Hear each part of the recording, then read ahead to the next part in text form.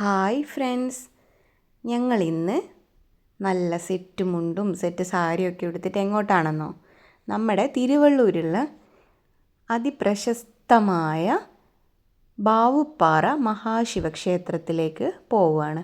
ഒരുപാടായി പോവാൻ വേണ്ടി വിചാരിക്കുന്നു, പക്ഷേ നമുക്ക് പോവാനായിട്ടുണ്ടായിരുന്നില്ല. ഇത്ര എടുത്തിട്ടുള്ള ഒരു അമ്പലത്തിൽ പോകണമെന്ന് നമ്മൾ കുറേ വിചാരിച്ചു, പക്ഷേങ്കിൽ ഇപ്പോഴാണ് അതിന് സമയം കിട്ടിയത്. അപ്പോൾ നമ്മളിതാ അതിൻ്റെ എൻട്രൻസിലാണുള്ളത്. ഞങ്ങൾ കയറുമ്പോൾ എണ്ണിയിട്ടുണ്ടായിരുന്നില്ല. തിരിച്ചു വരുമ്പോൾ നമ്മൾ എണ്ണി, കൗണ്ടിങ് ശരിയാണോ എന്നറിയില്ല, 90ഓളം സ്റ്റെപ്പുകൾ നമ്മൾ എണ്ണിയിട്ടുണ്ടായിരുന്നു.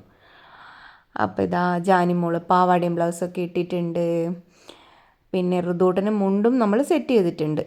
നല്ല മെയ്ഫ്ലവർ വീണ് കിടക്കുന്നുണ്ട് അവിടെ. അതിന് വേറെന്തോ ഒരു പേര് പറയും, വാഗപ്പൂവ് എന്നാണെന്ന് തോന്നുന്നേ, എനിക്ക് കറക്റ്റ് അറിയത്തില്ല. ഞാൻ ഇതിന് മെയ്ഫ്ലവർ എന്നാണ് പറയാം. മെയ് മാസം ആകുമ്പോഴേക്കും ഇത് എല്ലാ സ്ഥലത്തും പൂവിട്ടിരിക്കും.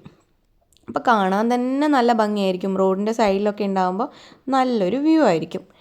ഈ ഒരു അമ്പലത്തിൻ്റെ പ്രത്യേകത എന്ന് പറഞ്ഞു കഴിഞ്ഞാൽ മഹാദേവൻ്റെ കാല് പതിഞ്ഞ പാറക്കുളം ഉണ്ട് ഇവിടെ എന്നാണ് പറയുന്നത്. നമുക്ക് എന്തായാലും ഒന്ന് പോയി നോക്കാം. അപ്പോൾ ആദ്യം തന്നെ ഇവിടെ കയറുമ്പോൾ അവിടെ ഒരു ബോർഡ് വെച്ചിട്ടുണ്ട്, ഇവിടെയുള്ള കുളത്തിൽ പോയി കാല് കഴുകിയ ശേഷം അമ്പലത്തിൽ പ്രവേശിക്കുകയാണ്. അപ്പോൾ ഇതാ അവർ ഡ്രസ്സൊക്കെ, ഈ ഷർട്ടൊക്കെ അയച്ചു മാറ്റണം. നമ്മൾ കുളത്തിൻ്റെ അടുത്തേക്ക് കാല് കഴുകാൻ വേണ്ടി പോവുകയാണ്. ഇതാ വാഗപ്പൂ പൂത്തിരിക്കുന്നത് കാണാൻ നല്ല ഭംഗിയില്ലേ. അങ്ങോട്ട് പോകുന്നുണ്ട്. ഇതാണ് അവിടെയുള്ള അമ്പലക്കുളം. ഒരു പാറയുടെ മുകളിലാണ് ഈ അമ്പലമുള്ളത്. അമ്പലത്തിൽ ക്യാമറ അലൗഡ് അല്ല. അപ്പോൾ നമ്മൾ കുറച്ച് ഫോട്ടോ അതിന് പുറത്ത് നിന്ന് എടുക്കുന്നുണ്ട്. അപ്പോൾ ഇതാ ഹൃദയ് മുണ്ടൊക്കെ മാറ്റിയിട്ടുണ്ട്. നമ്മൾ വഴിപാട് നേരാമെന്ന് വിചാരിച്ചു, പുഷ്പാഞ്ജലിയും അങ്ങനെ നമ്മൾ കുറച്ച് വഴിപാടുകളൊക്കെ നേർന്നിട്ടുണ്ടായിരുന്നു. പായസവും കഴിപ്പിച്ചിട്ടുണ്ടായിരുന്നു. അപ്പോൾ ഇതാ നമ്മൾ ക്ഷേത്രത്തിൽ പ്രാർത്ഥനയൊക്കെ കഴിഞ്ഞ് പുറത്തേക്ക് ഇറങ്ങിയിട്ടുണ്ട്. ക്ഷേത്രത്തിൻ്റെ ഉള്ളിലൊന്നും എടുത്തിട്ടില്ല, കാരണം എന്ന് വെച്ചാൽ അവിടെ അലൗഡല്ല. അപ്പോൾ നമ്മൾ കുളത്തിൻ്റെ അടുത്തേക്ക് വീണ്ടും പോവുകയാണ്. അപ്പോൾ ഇതാണ് സൈഡിൽ നിന്നുള്ള വ്യൂ. ഈ കുളത്തിൻ്റെ പ്രത്യേകത ഉണ്ടെന്ന് പറഞ്ഞാൽ എന്താ വെച്ചാൽ വേനൽക്കാലത്ത് പോലും ഈ കുളത്തിലെ വെള്ളം വറ്റത്തില്ല. ഇങ്ങനെ വെള്ളം നിറഞ്ഞ് നിൽക്കുന്നൊരു കുളമാണ് അവിടെ. അപ്പോൾ ഇതാ പ്രാർത്ഥനയൊക്കെ കഴിഞ്ഞ്. എങ്ങനെയുണ്ട് ഹൃദയമോ മുണ്ടെടുത്തിട്ട്?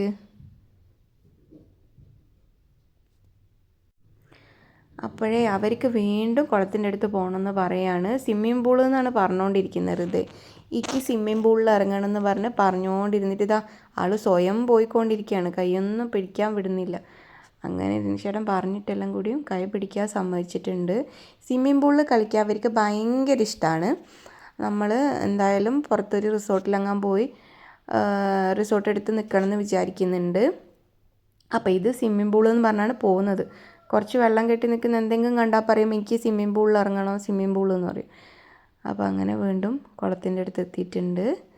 നല്ലൊരു വ്യൂ ആണ് ഇവിടെ നിന്ന്. പിന്നെ അതുപോലെ നല്ലൊരു മനസ്സിനൊരു കുളിർമ തോന്നും നമുക്ക്. കാരണം നമ്മളിങ്ങ് കുറേ ഹൈറ്റിലാണുള്ളത്. നല്ലൊരു പാറയുടെ മുകളിലാണ് ഈ അമ്പലം. അപ്പോൾ നമ്മൾ കുളത്തിൻ്റെ അവിടെ ഒന്ന് ഇറങ്ങാണ്ട് മേലോട്ടേക്കൊന്ന് കയറി നോക്കുകയാണ്. അമ്പലം എന്താ സൈഡിൽ കാണാം.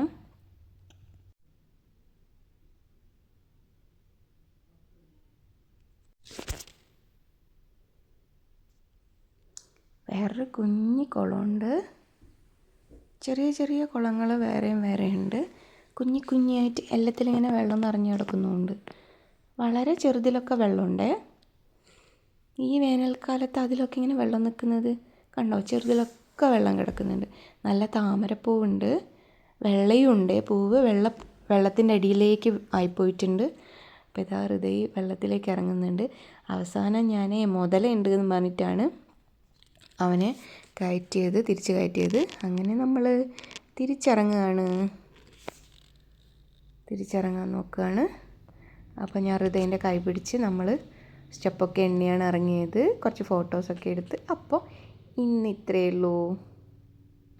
ഫോട്ടോസൊക്കെ ഇഷ്ടമായെങ്കിൽ കമൻറ്റ് ചെയ്യണേ. Okay, bye, thank U.